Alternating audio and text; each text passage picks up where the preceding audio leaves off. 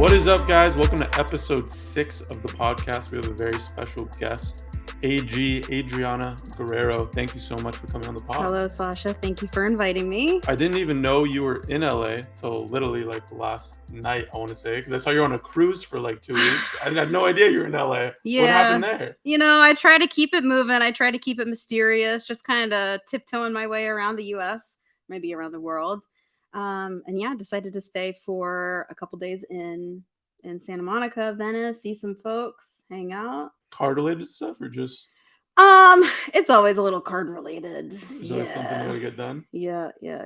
But happy to have the reach out from you randomly. Very random. And here we are. That's how it is. I just shoot the DM and see what happens. You know yeah, what I mean? He does shoot the DMs. Yeah.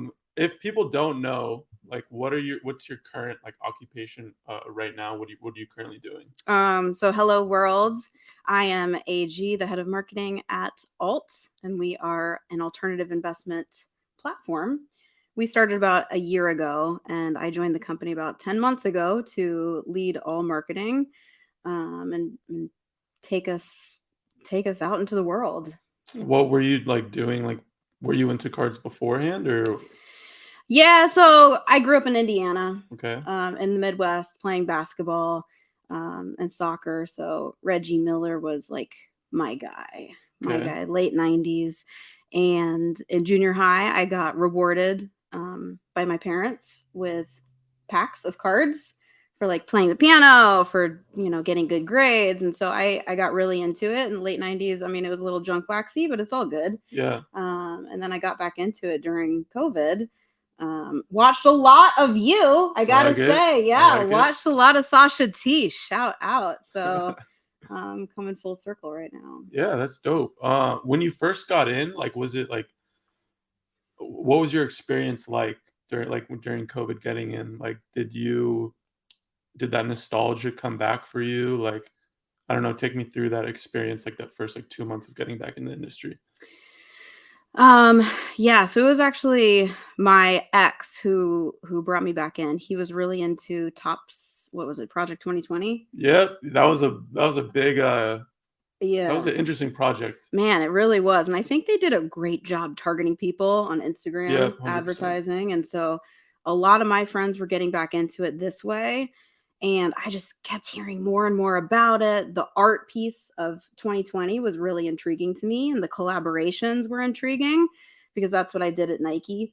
And so I just started learning more and digesting as much information, watching as much content, going on eBay every single day, and just started learning before I took any kind of steps on purchasing.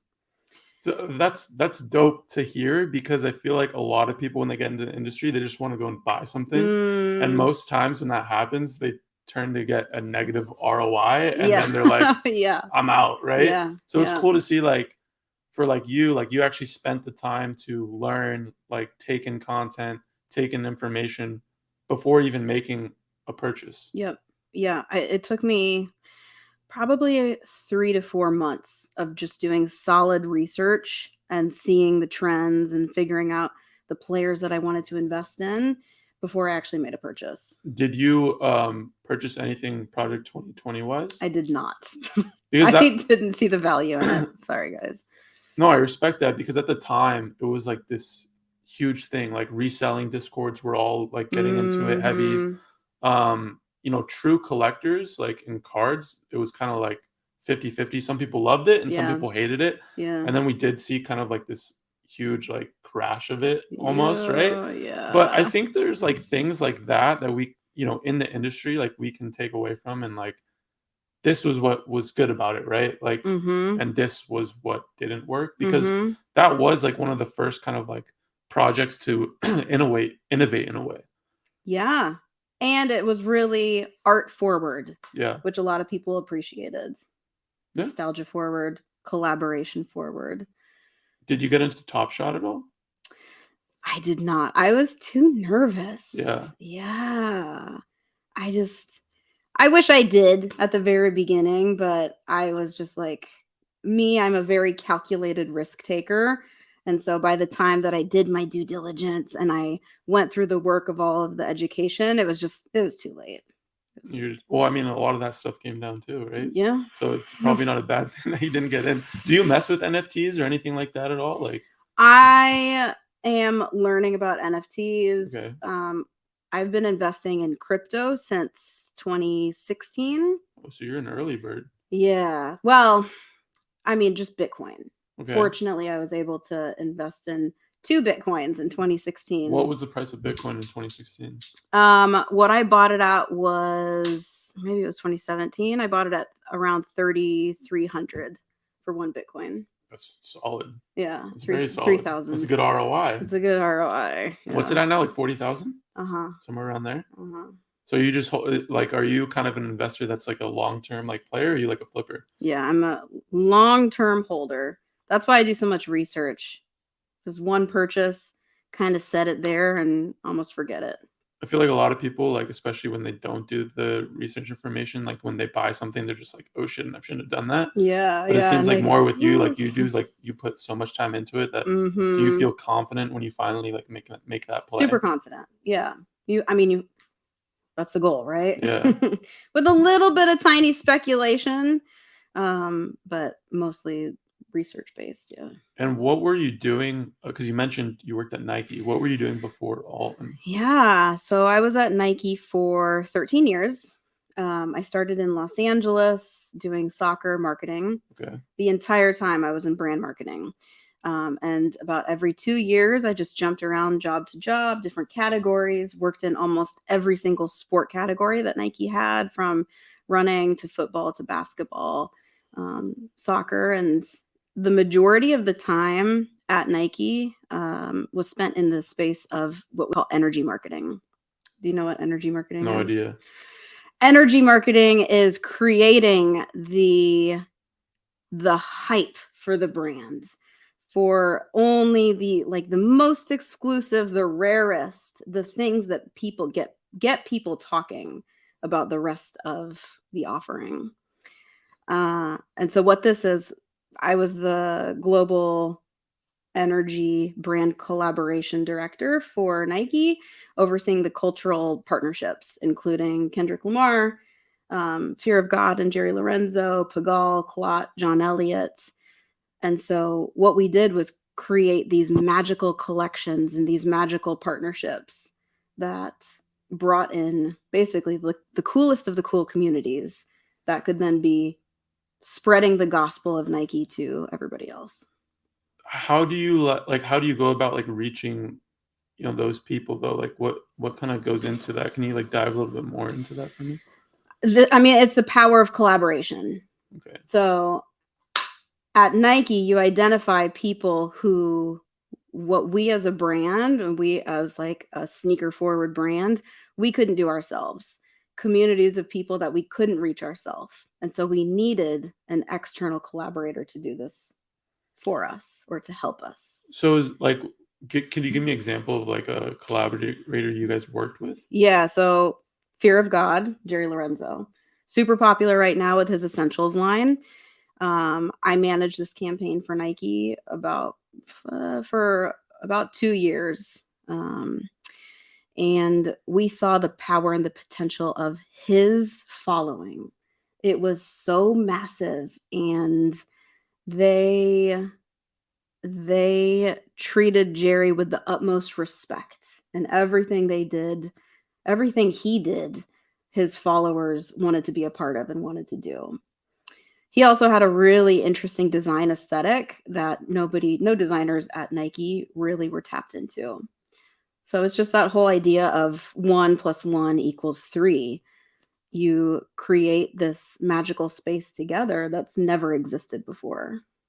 And how can, like when you talk about that, you seem so like passionate about it, like, to be completely honest. Yeah. Like, is there a way, does that kind of like roll into cards? Like, is there a way like we could do what you did at Nike and bring that into, cards? I mean, that's the hope, right? Yeah. I think that's exactly why I made the leap from Nike to the startup space, and especially alt. I chatted a lot with our founder, Lior, and he saw the power and the potential in this space. And he saw my passion too for innovation and storytelling and collaboration and marketing. And it doesn't really exist yet in cards. It's very early. I know. It's like people don't understand like how basic like cards was 2 years ago. Now it's like starting to like come about with like more innovation, but it's still very, very early. So I mean, just like even thinking about people like you, like influencers and cultural creators and people who have different points of view and things to say are going to be so important in taking this industry to the next level.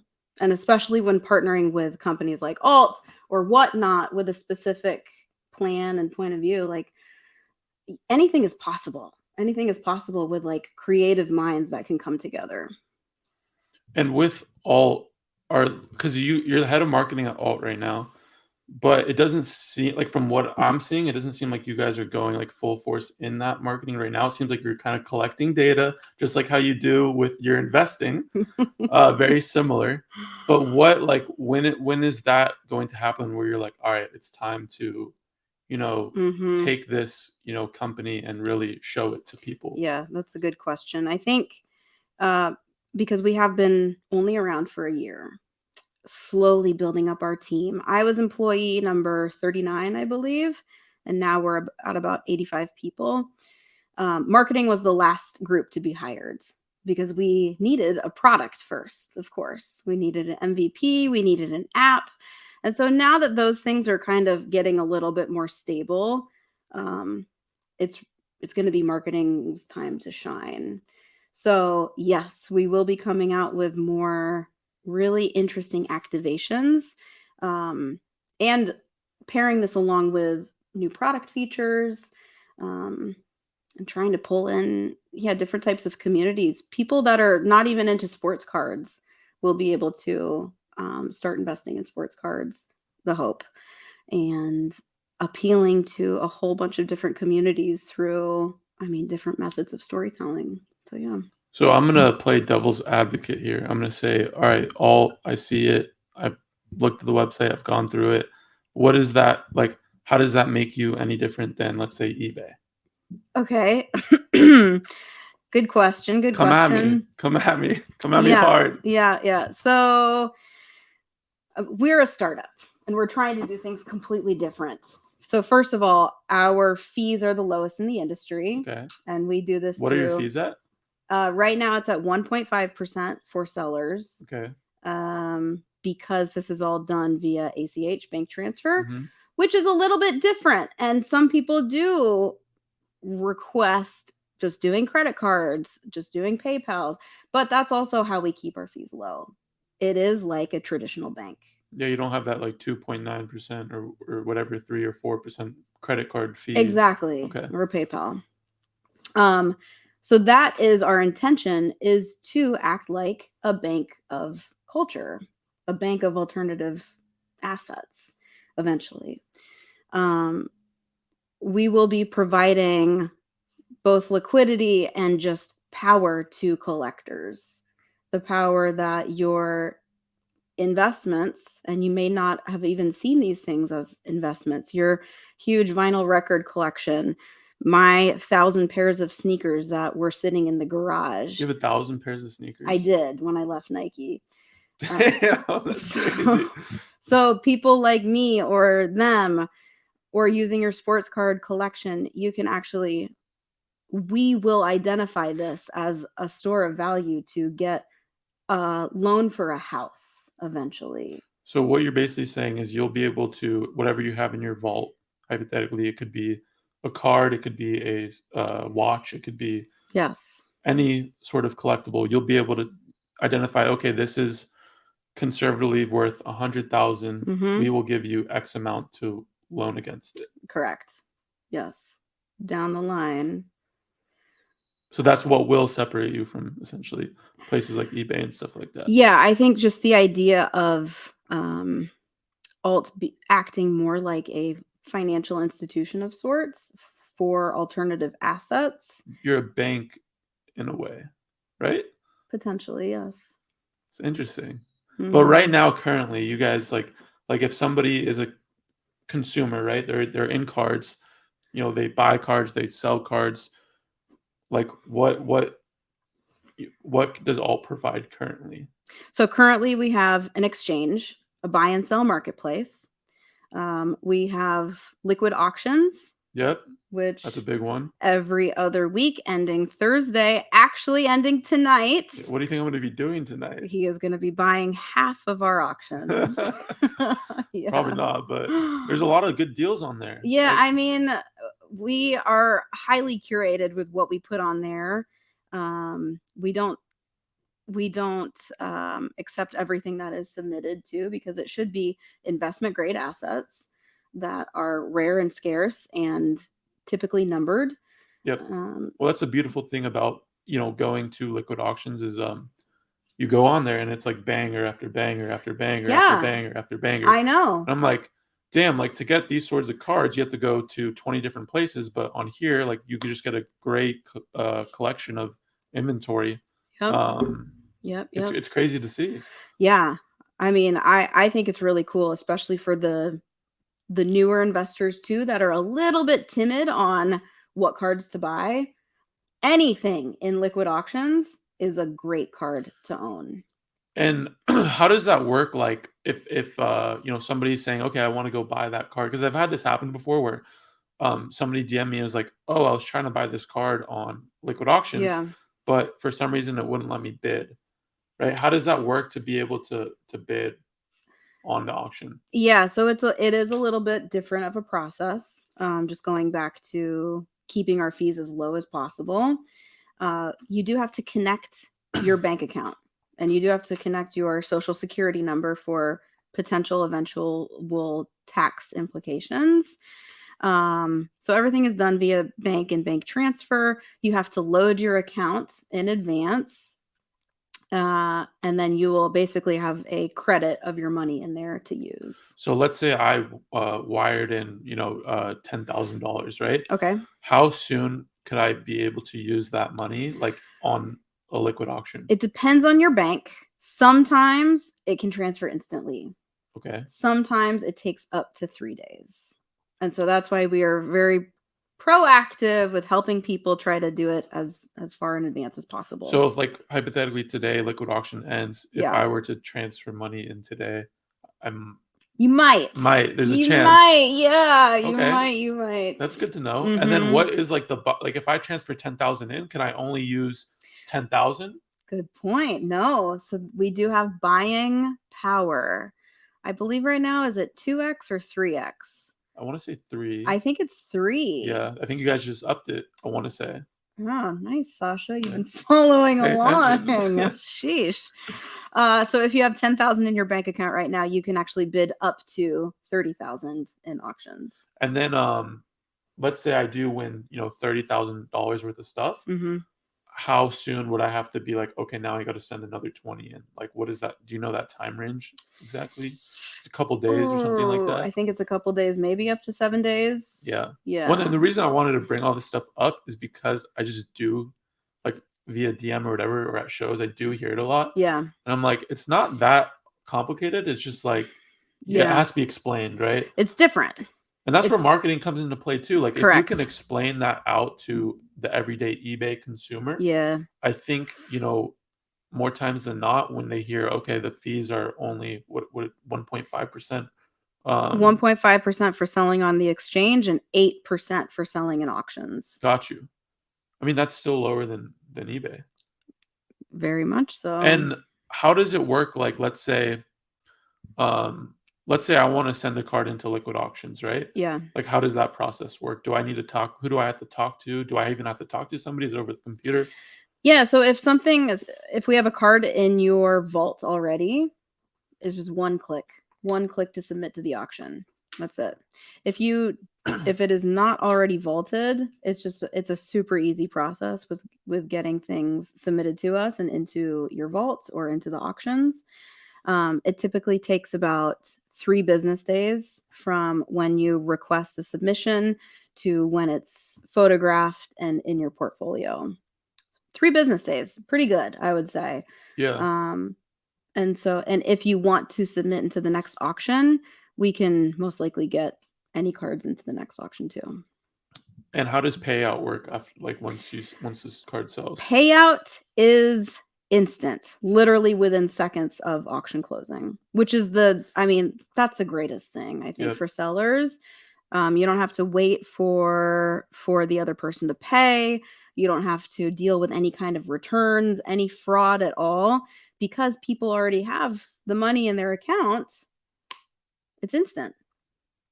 And it seems like you guys are on a card focus right now, but it also seems like you guys do want to explore other collectible categories. Yeah. Is there a reason why you guys are starting in the sports card collectible category? So our founder, Lior, he is deeply, deeply passionate about sports cards. He is a big Kobe guy, as you are too. I am very, very. Kobe lived in Newport, so it's just a city away. So when you were coming down when you put that video on your story, he literally lived like probably 3 minutes away from there. Snap. It was insane. Crazy. Like, you would see him around. You saw him around? I saw him. I actually have a really funny story. When I was 15 or 16, I went to Fashion Island, which is like kind of like an outdoor mall in Newport Beach. Okay. I go to Dick's Sporting Goods. There's a Dick's Sporting Goods in there, and I'm just like looking for stuff. I don't remember what I was looking for. And I'm in an aisle, and there's this guy walking past my aisle. He has black shades on, and basketball shorts and like a big t-shirt. And I just look, and I knew it was Kobe, and I was just like, I just froze though. You know what I mean? I was just like, oh my God, that is Kobe. Because like I'm 15, like that's like, your idol, you know? I mean, it still is, right? And then I see his two daughters walk behind him. And I'm like, okay, that's 100%. That's 100% Kobe. And then I was with my sister at the time, and she came into the store, and then she saw him, and she like screams my name, Sasha, where are you? Kobe's here. And I'm still frozen. She finally finds me, and then like Kobe comes over, and he's like, hey, how you doing? And I was like, oh my God, like I'm such a big fan. I don't even remember what I said. I can't believe he came over. Yeah, he came over, and what a guy. And I think it was before they were going to go to training camp, because they used to do training camp in Santa Barbara. So I think I asked him a question about that or something like that. And he was really nice. And then I was like, oh, could I get a picture? But I unfortunately didn't get the picture because he's like, I'm with my daughters. Like, I don't want to, and I totally understood that. But he was really cool. He checked out, he waved by, and that was my Kobe experience. Dang, that's did you ever meet him? I did. Tell me. Tell me. I mean, at Nike, it was a daily occurrence. Different athletes in and out. Oh, yeah. But at Nike, it was also, we were trained to treat athletes like our colleagues, our coworkers. And so we could never be what we said, fanagers. Yeah. Could never ask for pictures. Actually, like, we could not. No pictures, no autographs. And so it was just like, if we ran into Serena walking across campus, it would just be like, yo, what up, Serena? That's it. Just treating her like a friend. That's hard to do, I feel like.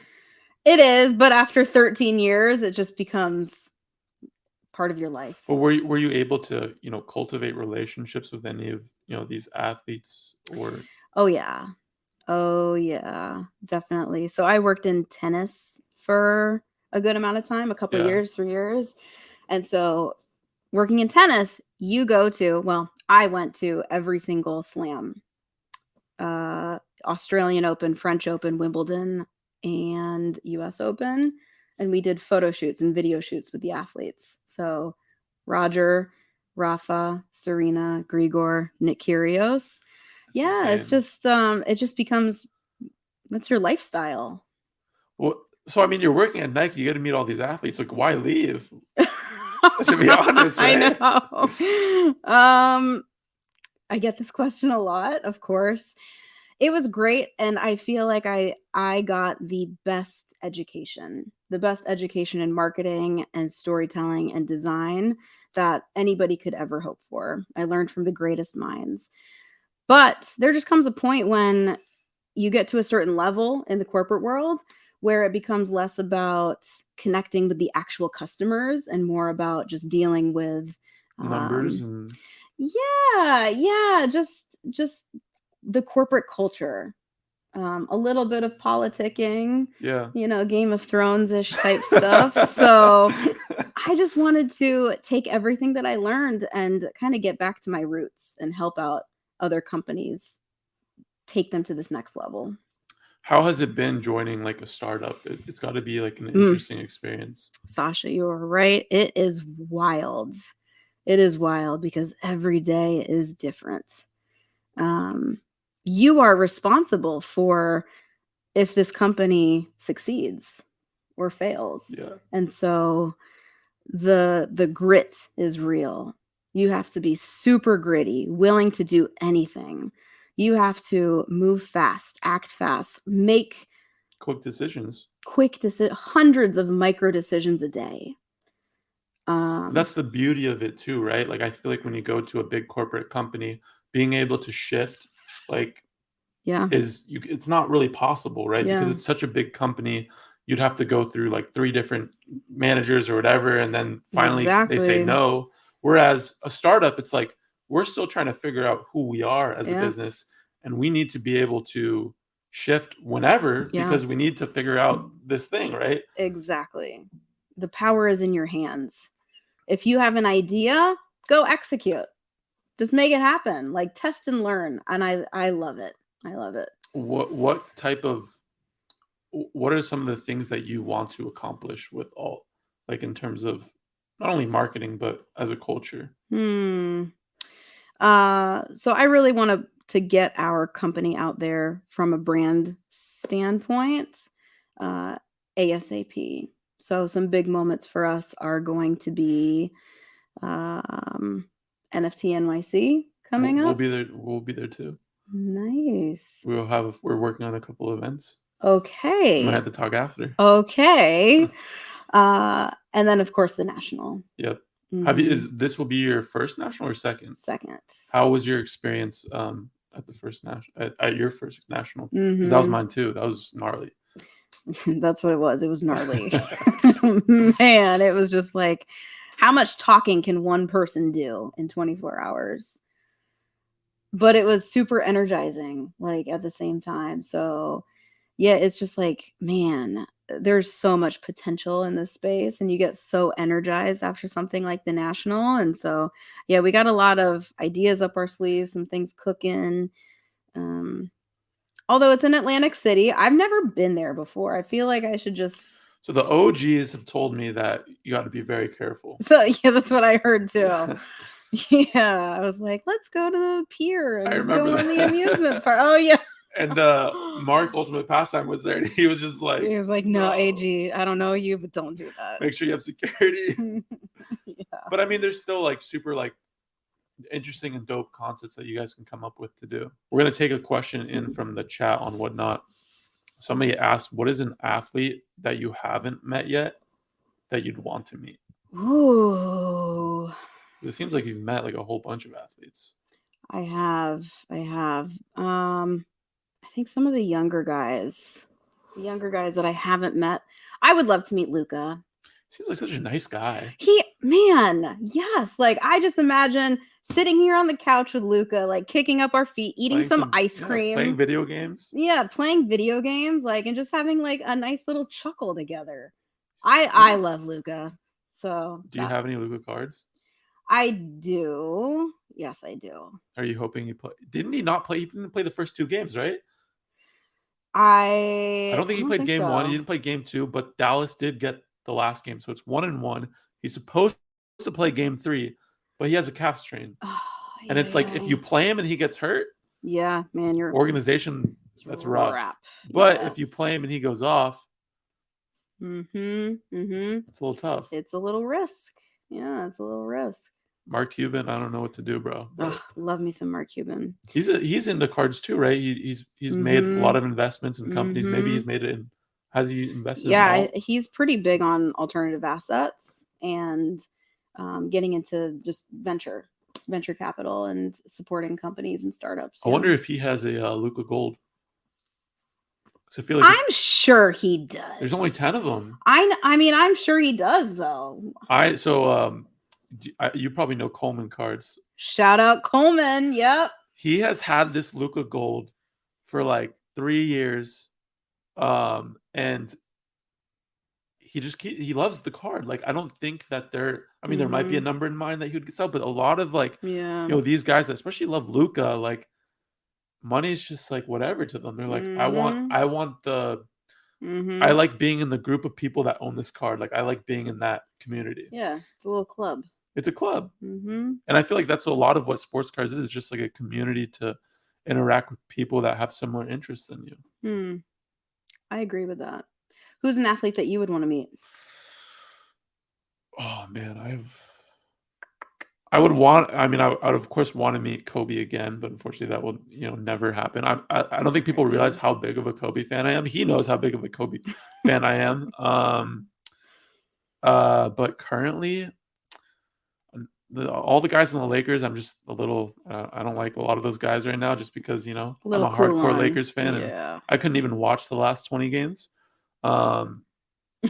20. I would probably want to meet Khabib. I think Khabib would be really dope. He seems like a really mellow guy, and I just like everything that he's about. Cool. I would probably like to meet. Who would I like to meet? I'm a big Floyd Mayweather fan, so I would like to meet Floyd. Sick. I think that would be a dope one. What about Mbappe? I would love to meet Mbappe. That would be dope. I think I am picking up his stuff currently too.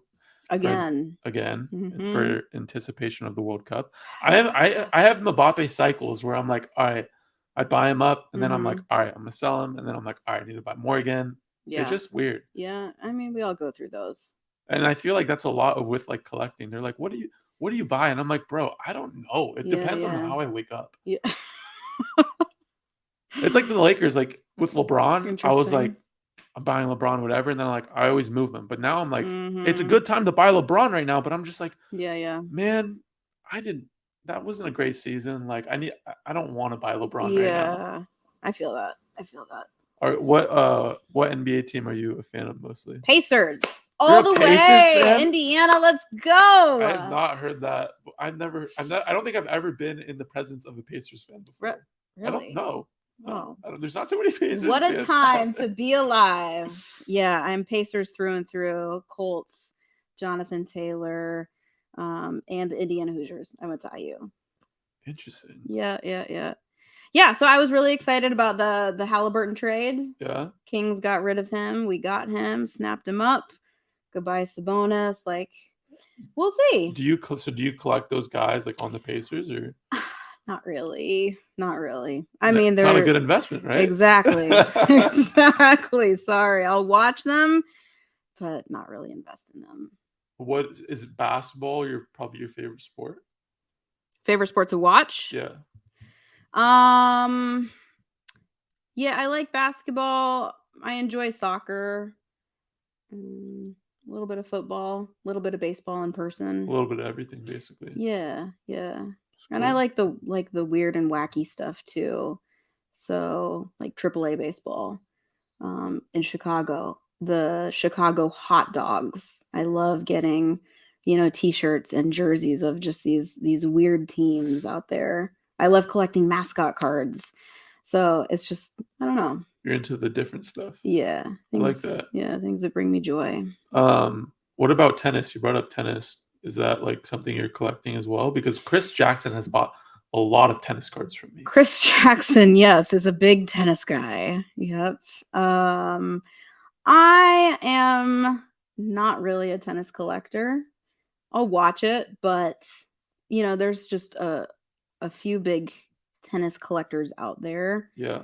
That have a lot of the best cards. And so if I'll run into some tennis, I'll get it, but I don't actively seek it out. Got you. Somebody also asked a question in the chat. How do they go about if they wanted to start working at Nike? Like how does that process work? Good question. So, I mean, there's just anything you could ever want to do is a job at Nike, from janitors, obviously, to childcare workers, to chefs, and analysts, whatever it is. So I would say just keep stalking NikeJobs.com for jobs that really speak to you. Start making friends with people on LinkedIn, reaching out, cold calls, finding them on Instagram, and putting in the work. I think they have so many jobs available that something will hit, something will fit with you eventually. Do you need a degree? You do not need a degree. No, not at Nike. That's interesting. Yeah. Is that like with alt? Do you need a degree as well, or is that? It's not mandatory. So these companies now, like, you don't really need to go to college anymore. I think everybody, the world is seeing how important just real world experience is. Yeah. Street smarts, the hustle, and I mean, any kind of other experience at companies or volunteer work that you've done and how it relates back to the job is really the most important thing. What was your major in school? Sports broadcast. I wanted to be a reporter. Interesting. Mm-hmm, mm-hmm. It didn't play out, or what? Did you just find another passion? So after doing some internships in Indianapolis, I realized that I no longer wanted to report on other people's news. I wanted to be the news. I wanted to create the news. And so it was just this mind shift one day. And I was like, okay, I'm going to go into sports marketing and management after college. And so then I thought that I wanted to be a sports agent, sports manager. It's just something in sports. And so. Were you ever like nervous from like leaving one field to the other though? Because I feel like I hear that a lot. They're like, I can't move, or I can't quit this job because then it's going to take me this much time to find another job. And then I don't even know if I'm going to like that one. Yeah. Like, how are you so almost like fearless in the way of like, I'm just going to try this and then I'm going to go to the next thing? That's what you have to be. You have to be all in on yourself, and you have to know your value and your point of view and your worth, and just jump in head first. Otherwise, it's not going to work. No, but if you have a dream and a goal, you should do whatever it takes to get there. And mine was, sports marketing. And here we are. Do you have any advice for somebody right now that, they are thinking about taking that leap to the next thing? Like, are there any piece of advice you could give them right now to maybe give them that extra push to do it? I would say, so I always lead with, you should always have a point of view. What do you stand for? How do you think? What do you bring to the world? What makes you different from everybody else? Basically, like, what's the passion inside you that everybody is going to look at you and remember you for? And that could literally be anything. That could be because you were an amazing storyteller. That could be your eye for content. That could be your desire for sitting at home and crunching numbers. It could be whatever it is, but just understanding your gift to the world and double downing on that. And like you said, just being fearless and confident in yourself and what you can bring to the world. You brought up storytelling. How much does storytelling come into play with marketing? I mean, in brand marketing, it should be 100%. It is 100%. Because what are we really doing? We're selling a product. We're selling a dream. We're selling a vision that people, at the end of the day, maybe they don't really need. But it's our job as marketers and storytellers to make you think that our product or our idea is life-changing, and you can't live without it, and you need it to complete your life. And it's everything. I like that. It is. Yeah. What's the story you want to tell with alt then? I guess you'll have to wait and see. I mean, yeah. Like I can tell that you're just like intaking so much information, because I see you at the shows. I see you going different places. Like, I can see from afar like that you're just soaking up information, but I can also see at the same time your brain's kind of like turning of like, all right, I can do this, we can do this, we can shift here. Mm-hmm, So selfishly, I just want to know some of those things that you're thinking of. Oh man. Yeah, there's a lot on our plate, and it's going to be really exciting when we start to just breadcrumb things out to the world. I think when the greater industry and the hobby becomes a little bit more international too, things are going to get wild. Yeah. I'm really, really excited about this, and when crypto becomes a bigger part of the hobby and the community. But my intention for alt is to create the world of alt, is to help people understand, just in the way that you would think about Nike. If there was a Nike hotel, you would know exactly like what it looked like, what it felt like, the music that you heard walking into the front door, what it would smell like that fresh box sneaker smell. And that's what I hope to create for alt too. It's a little ethereal. It is a little ethereal and a little out there that maybe not everybody can understand, but yeah, that's the brain of a marketer. I like that. I can't wait to see what it plays out. And after this, you got to tell me some of the stuff that, like, the stuff that you guys are going to be doing. Yeah. It is interesting. Yeah.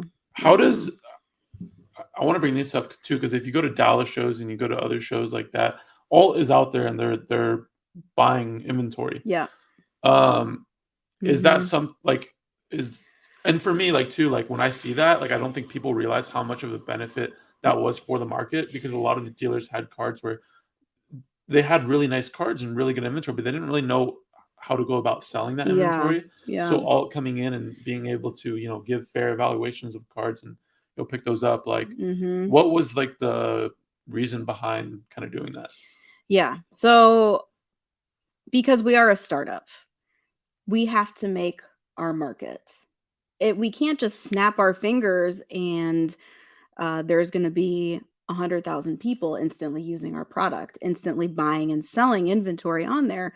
And so just with any other traditional investment platform, you have to make your market. And so, yes, that's what our card sourcers do out at shows, is they go out and they look for the best, the cream of the crop inventory to get our marketplace going. And so some of the assets on our liquid auctions in the exchange are purchased by alt employees, and we're reselling. A lot of these we do take losses on right now. And you see a lot of people take advantage of these losses. And now is the time, as new customers coming into alt, now is the time to take advantage of this. And we know that this is happening too. But this is how you get new people interested in the product. So we're willing to take a little bit of a loss to bring in new users. And that just seems like marketing at its core, right? That's what it is. You're bringing in amazing inventory in one place where people can go. Yeah. And buy cool shit. That's what it is. And hopefully you have a pleasant experience as a buyer and a seller. Hopefully you'll tell some friends about it and you'll come back. And then once we start to roll out new features, once we start to roll out more of our actual brand and perks and benefits and whatever else we're doing down the line. What do you think costs more though? Gaining a buyer or gaining a seller for the marketplace? Or is it almost the same? I think buying is a lot easier. Mostly because of our really great curation right now. Yeah. Selling, it will take a little bit more trust. And so that's what we hope to do with our customer experience team. You have direct access to any of these people with any types of questions that you may have. I think our team, like the 80 people on our team, are really open, and in the hobby, in the community, we always see each other at card shows. And so I think just building the trust within the community too is a big part of it. I like that. Yeah. You are a woman in the hobby, and I need to bring that up because I talked to I don't know if you watched the Hannah episode, and one of the first things we talked about was that. Yeah. Because I do find it just so, and I literally said this before, but I'm like, I do find it so weird how it's like there is this huge like difference of like men versus women in the hobby. Like it's just like, and for me, from my perspective, I'm like, it's a benefit to bring like different like, people other than just white males in the industry, right? So how has your experience been with, being somebody as a woman in the industry? And Peruvian. So I'm Peruvian. Just a little bit extraness there too. It's something that I'm used to coming from. So I worked in the music industry right out of college, very male dominant in hip hop too, hip hop and rap. And then in sports, same thing. I was told constantly like, AG, don't go into sports marketing. Don't go into, I wanted to be more on the agent side. Okay. Don't do that. And then now in sports cards, it's kind of similar. People aren't saying no, but they're just, it's not normalized yet. So it's interesting. I like it a lot. I think it's really interesting to push the buttons of some men who aren't as comfortable with seeing a woman at shows, who aren't as comfortable making deals with a woman. Yeah. I think it's really cool. I kind of thrive on this energy. But yeah, I'm all for like building up this strong but community of women has become like a really cool thing to be a part of. I like that. Yeah. I like that answer. Yeah. I mean, I hope to see at this national, like more women involved too, whether that's in, actually building up the national, whether that's just, dealers, like whatever it is, like, we need that because again, you go to NFT events, you go to even sneaker events, there's a good amount of women there too, right? Now there are, yeah. And it's like, how can we elevate our industry? Not elevate, but just like push the standard, right? That's what's going to take us to the next level is diversity of thought from women, people of color, from kids, like from everybody is not just like a homogenous view of how the industry should be. Cool. Like there's some collectors, there's some investors, there's some people who think startups are wild and wacky and we shouldn't be here. But it's okay as long as like there's all of these ideas floating together. There's going to be some winners in there that's going to take us was going to take us all to the next level. I like that. It seems like in every industry you've been in, you get no's, and you just like are like, fuck that. Like, where does that attitude come from? I don't really know, Sasha. I grew up on a farm in Indiana. You grew up on a farm? Yeah. I grew up on a farm raising chickens and ducks. And that's a vibe. That's a vibe. Yeah. With two big brothers just playing soccer in basically our cornfield. Okay. And I guess I was a little sheltered to things. And so once my eyes became enlightened to everything that's out there, it's just, I just wanted to be part of everything and talk to everybody and intake as much information. And why not follow everything that you're passionate about and try to create something new in this world? Why not try? Yeah. I like that. You just got to have a positive attitude and see what you can do. And you brought up, you had 1,000 pairs of sneakers when you left Nike, right? Yeah. How long? So like, how long would you say you've been like a sneakerhead for? I started collecting and probably when I was in high school. So probably around like early 2000s. And what are some of the similarities and differences you've seen in like sneaker culture versus card culture? So similar. You think? Yeah, everything is so similar. Yeah. The valuations for sneakers are nowhere near anything with sports cards, which still kind of blows my mind, to be honest. But in sneakers, we don't have nearly as many one-of-ones or visibly scarce product because we never released the number of units that we made. So like I know we made collections with only 200 pairs globally. Nobody else knows this. So it's different. So that information isn't out in the public. That's correct. It's never made available. Is there a reason why like that occurs? I think. Does that go back to like the mystery type thing? It is. Yeah. We always wanted to make it like everybody had a chance at getting sneakers, even though we know now like it's nearly impossible to get anything on the sneakers app, right? But yeah, we want to make people feel like they can still get a pair. I don't know. There's probably more to it too. Got you. Yeah. How about you? How many sneakers do you have? I don't have a lot. You got some good ones though. So yeah. Chunky Dunkies. Yeah, shout out to Cool Kicks. I went there last year and I just traded them cards for shoes. I like that. It was a good play. Yeah. So yeah, that's how I kind of got into, because basically I would always just wear Converse ever since high school, middle school, whatever. I just wore Converse. And a couple of my card friends were like, look, bro, like you need to up your game a little bit. Yeah. So yeah, I was kind of forced almost, but I made the play. Good. I'm glad they forced you. Yeah. So now, we rock a little bit different, but I still like wearing my Converse, bro. When I'm in Laguna and I'm just chilling, bro, I'll put on my Converse and just go, bro. You know what I mean? Like I like that vibe. Yeah, that's a SoCal vibe right there. But then other than that, you're a dunk guy, right? Yeah, I like dunks. I like dunks a lot. I think that's all I've seen you rocking. Yeah. I mean, I have a pair of Yeezys, but I mean, they're really I need Yeezy slides. I'm going to get Yeezy slides because those I tried them on before and I was like, oh my God, these are perfect for card shows. And perfect for Laguna Beach.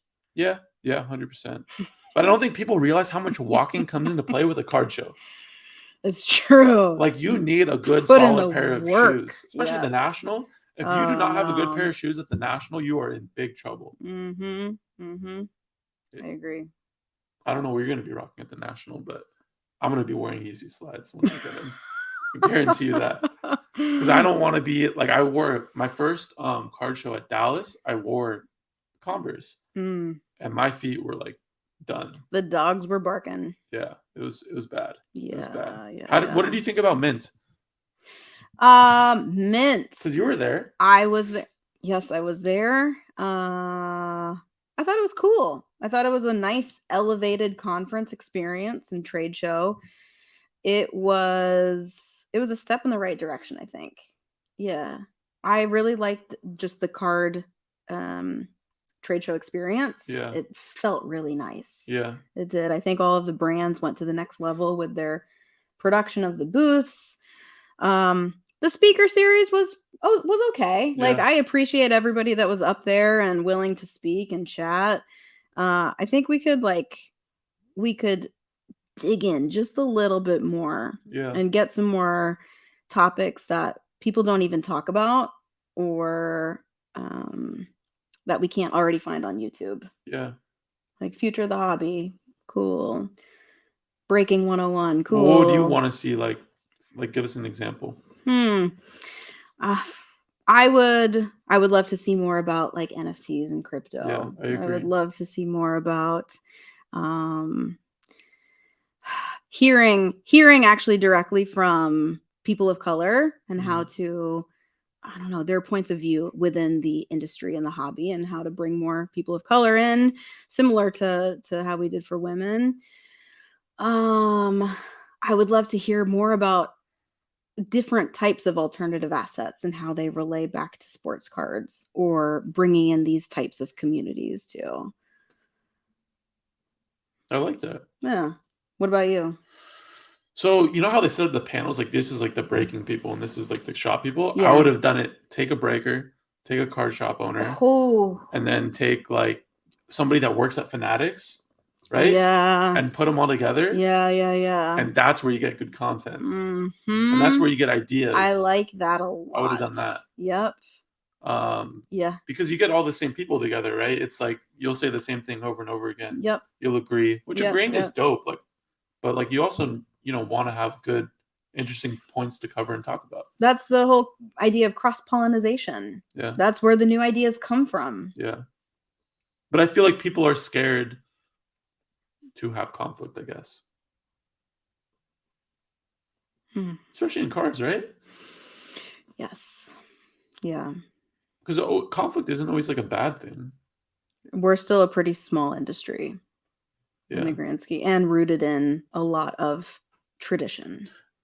Yeah. And that's like when I went to the Mint, I went to an NFT event literally the next day.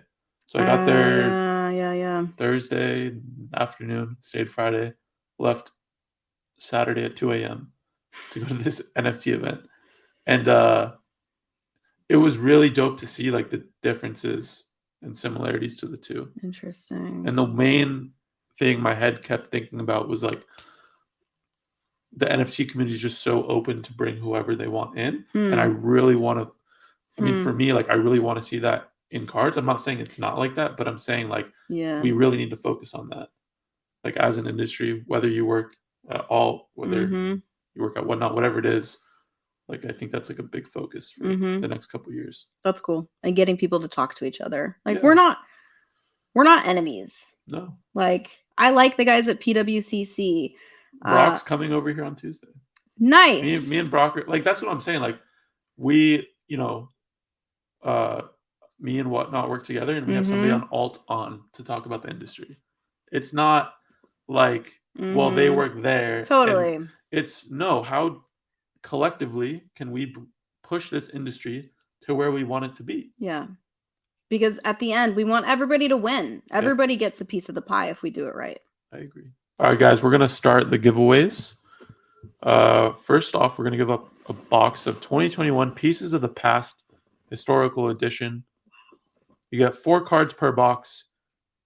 4 cards per box, 8 packs per box, 2 hits per box. I mean, that's pretty dope. It's pretty dope. You can get a hit of. You can get a Relic 101 or autos. Who do you want? I would go Obama. Yeah, Obama's good one. But JFK is also is a solid play. Pretty hot, yeah. Pretty hot. So I don't know if you've been on the Whatnot app before. I sure have. So we can actually run giveaways through here. So on YouTube, you'll actually be able to see like we take what the view is on Whatnot and show it to like YouTube. So it's kind of cool. Cool. But yeah, we're gonna start the giveaway. Okay, so Rad Ripper actually won one of our giveaways on the first one. And here's our boys. I got super hyped. I it's like, oh shit, like whatever. Yeah. But I feel like some people thought it was rigged too at the same time because it's like my boy. Of course. I hope he doesn't win today. Yeah, we'll see. Need some. All right, we're gonna draw a winner. Oh my gosh, I'm so excited. Maybe Sheik is in here and he just came in to join the giveaway. Megan Sarton, 86. Do you know him? No, Megan. Let's go. It sounded like you knew them. No. Okay, shout out Megan. She's hyped. She said, "Woohoo! Congratulations! We're gonna get that shipped out to you today." Your box. Can she see me? Can she see me here? Kind of. No, she can't. It's right here. If I win, I'll give it to Sheik. That's what Jared said. Megan is hyped. Yeah, congrats. Let us know if you hit anything cool from the box. DM me on Instagram. And now we're gonna give away 2 Zion slabs, 2019 Hoops Premium Stock PSA 10, and a Chronicles 2019 PSA 10. All right. Do you rip at all? Do you like break boxes? I don't like to rip. I have a bunch of wax, but you hold wax. Mm-hmm. What kind of wax do you hold? So like I have 2014 Prism Soccer. Ooh, I like that. Yeah. We actually went to a shop a couple years ago, and they had 2014 Prism Soccer in packs, and they were cheap. We thought it was expensive at the time. Mm-hmm. Now, dude, if we just held that shit, yeah, it's pain. I think about that stuff a lot at night. Yeah. It's like investing in funds. Just hold it. Who's going to win the Zions? I don't know how to say that name. Luigi. It's not Lou, like Card Talk Lou, but it's Louis G Pixel 6. Louis G! Yes! Luigi, oh my god. Oh. I said Luigi. Luigi. From Mario Bros. Congratulations. You won 2 Zion slabs. We'll get that shipped out to you today. Congratulations to the 2 winners. AG, thank you so much for coming on the pod. Of course. That was really fun. That was fun. That was, I mean, that legitimately was fun for me. Yeah. What did you think coming in? Like, what did you expect? You know, I just know that you're a cool guy. Very down to earth, fun, and yeah, so I was just excited. No expectations. It wasn't that scary, right? Nah, not at all. It was fun. Anybody still listening, still watching, can follow me on Instagram, AG the OG. Would love to start chatting with anybody. Ask me some questions and follow only alt official on Instagram. Perfect. Alrighty, guys, I appreciate you guys tuning in. If you are listening on Spotify or Apple Podcasts, thank you so much. Leave a review. That would be dope. If you're watching on YouTube, make sure you like, subscribe, leave a comment below of what you thought about the video. We'll get to it. And if you're watching on the live stream, you guys are dope. Keep coming in because we're going to keep taking questions from guests and giving out cool stuff. So, alrighty, guys, I'll see you guys next time.